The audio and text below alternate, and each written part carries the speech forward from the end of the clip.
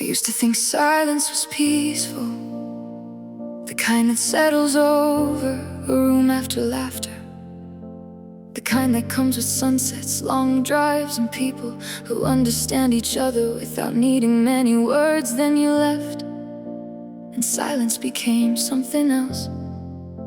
It sat beside me at dinner, it followed me through empty hallways, it answered questions that nobody had asked. The house stayed exactly the same, the walls didn't move, the window still open to the same sky. But somehow everything sounded different, because your absence had a sound, and I was learning how to hear it. People kept asking if I was okay. I learned to answer quickly, yeah, I'm fine, just tired, just busy. Funny how easy those words become when you repeat them enough times. The truth was harder to explain. How do you describe missing someone who is still alive somewhere? How do you explain grieving a person who simply became a stranger? There was no funeral, no ending anyone could point to, just distance growing quietly until one day it filled the entire room. You didn't leave me angry words, you didn't leave me blame, you left me something harder, questions without answers. The silence you gave me was louder than goodbye, louder than doors closing, louder than tears falling in the middle of the night.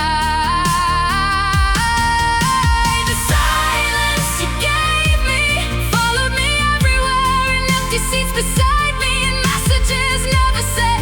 In moments I turned to speak before remembering there was nobody there. The silence you gave me learned my name.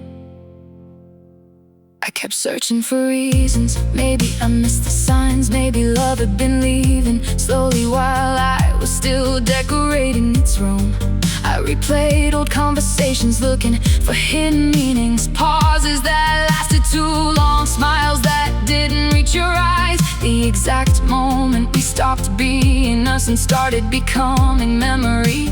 But memory is a terrible detective, it only shows you pieces, never the whole story. There are songs I still skip, restaurants I still avoid, streets that somehow remember us better than I do.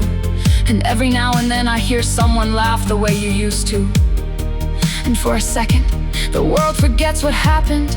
For a second, everything returns. The reality remembers its lines, and the moment ends again.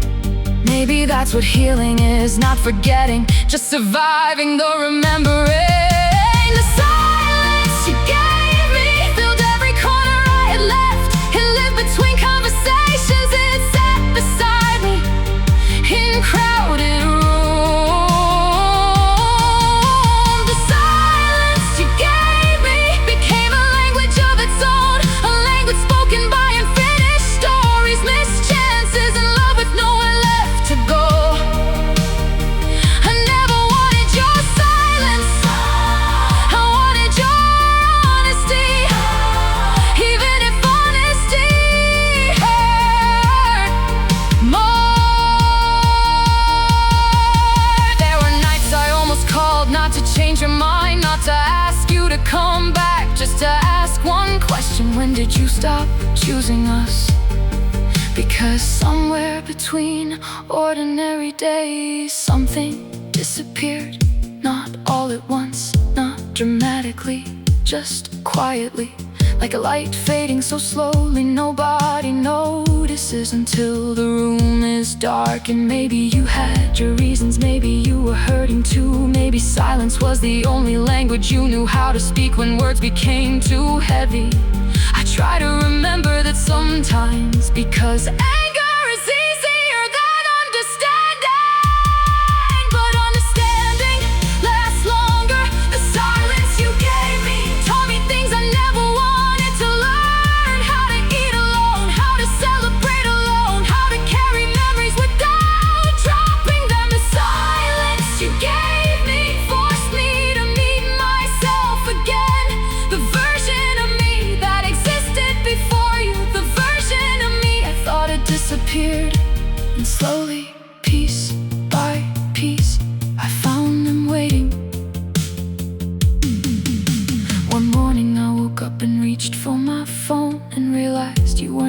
first person I thought about anymore. Not because you stopped mattering, not because I stopped caring, but because life had quietly continued while I wasn't looking. The sun still rose, friends still called, new memories had started arriving without asking permission. And for the first time, that didn't feel wrong. The silence you gave me used to feel endless, like winter without a calendar, like standing at the shore waiting for a ship that had already sailed. But silence changes shape. What once felt empty eventually became space, space to heal, space to grow, space to become someone new. The silence you gave me didn't destroy me, it introduced me to the person I had to become next. And maybe that's the strange thing about endings. Sometimes they take something from us, sometimes they give something back. I still carry pieces of you, the good parts, the kind parts, the ordinary moments that became extraordinary later. And sometimes the silence returns quietly, unexpectedly, but it doesn't scare me anymore, because I know something now that I didn't know then. Silence isn't always emptiness, sometimes it's just life making room for the next chapter to begin. And somewhere beyond